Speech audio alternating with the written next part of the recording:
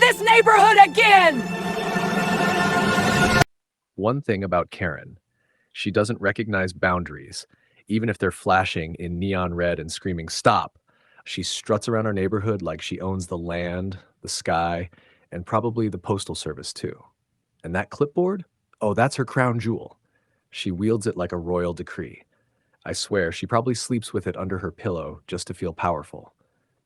But this time, Karen's power trip took a turn. She picked a target she should have never touched. And when she did, her whole world started crashing faster than a cheap folding chair under a sumo wrestler. It all started the day our new mailman, Andrew, showed up. Fresh out of training, still believing people were mostly kind. Poor guy, he had no clue he'd just walked into the HOA Hunger Games. One afternoon, he came to me looking lost. He said, "Does that lady with the short blonde bob hate me? She keeps staring like I stole her poodle." I nearly choked laughing. "That's Karen," I said. "Don't take it personal. That's just her face. She doesn't blink, she just judges." We thought it was harmless suburban weirdness. But Karen wasn't people watching. She was studying him, timing his deliveries with a stopwatch, scribbling notes like she was gathering evidence for a secret trial.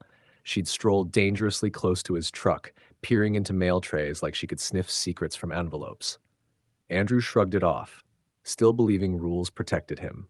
Bless his optimistic heart. I warned him, Karen doesn't follow rules. She makes them, and then screams when no one obeys. He laughed it off, but she was already plotting. Because when Karen crosses a line, she doesn't just step, she leaps like a villain in heels. And trust me, the line she was about to cross, even the devil himself would have said, "Girl, that's too much."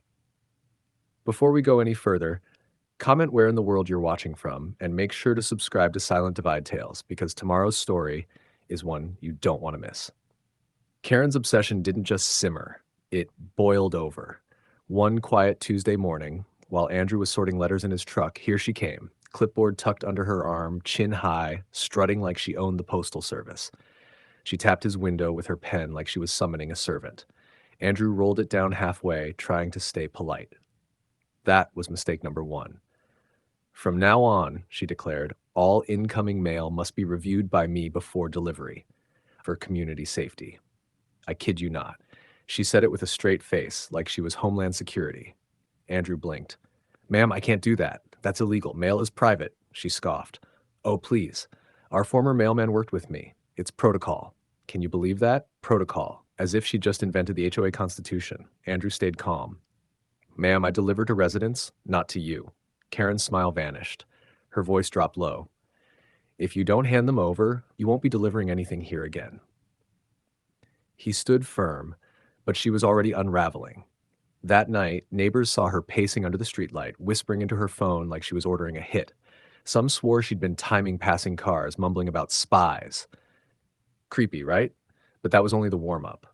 Because when Karen feels disrespected, she doesn't stop at angry emails. She brings chaos, with a clipboard in one hand and madness in the other. 3 days later, the storm hit. The sky was calm, birds chirping, perfect morning, until Karen appeared from behind a hedge like a villain in a discount thriller. Arms crossed, jaw locked, sunglasses on even though it was cloudy. Andrew parked his truck, grabbed his mail, and gave her a polite nod. He thought she'd glare and leave. "Ha!" As if Karen ever chooses peace. She stepped in front of him and said, "Submit the mail now." Andrew sighed. "Tampering with mail is a federal crime, Karen. I could lose my job. You could." But then she moved. Karen's hands were behind her back, her shoulders tightened, and her voice cold as ice. "I'm going to ask you one last time." Andrew shook his head. "Karen, I'm not giving you these letters." And then she swung. A flash of metal. A sickening crack.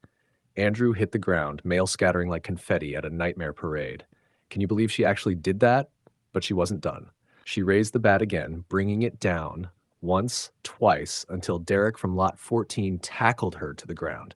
We rushed to help Andrew, his face bleeding, his radio crushed, his voice barely a whisper. Sirens wailed in the distance. And there she stood, breathing heavy, muttering something about protecting the HOA from spies. She actually tried to pick up her clipboard, like it could defend her in court. If that sounds insane, just wait. The real show started the next morning.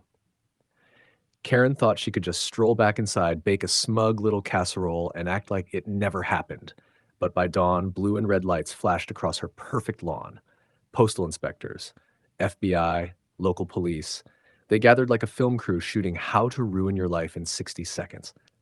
Karen came out in her robe, clutching her clipboard like a baby blanket. "Do you have any idea who I am?" she barked. The lead inspector didn't even blink. Ma'am, you're under arrest for assaulting a federal employee, obstruction of mail, and intentional delay of the U.S. Postal Service. Click. Handcuffs. Silence. Neighbors watched from their driveways, coffee mugs in hand, phones recording every second. Karen screamed about HOA rights and community protocol. No one cared. Her clipboard fell into a puddle, papers soaking like soggy tissue paper. A week later, Andrew returned, jaw wired shut, bruised but smiling. When he stepped out of that truck, the whole street clapped. He couldn't talk, but he didn't have to. Justice had already spoken. Court day was legendary. The judge didn't even let Karen finish her neighborhood purity rant. He sentenced her to 15 years in federal prison, a $250,000 fine, and restitution for Andrew's injuries. Her HOA presidency? Gone. Her home? Seized. Rumor says she now organizes commissary schedules in prison, using, yes, a clipboard. Now the neighborhood is finally peaceful again. No more fake rules, no more threats. Just quiet streets, fresh envelopes, and the soft, satisfying click of mailboxes closing instead of bats swinging. And taped inside Andrew's truck, a note from the old mailman that says, "Told you she was crazy." Justice served. Karma delivered. If that ending hit the spot, don't forget to like, share, and subscribe to Silent Divide Tales, where every story delivers twice.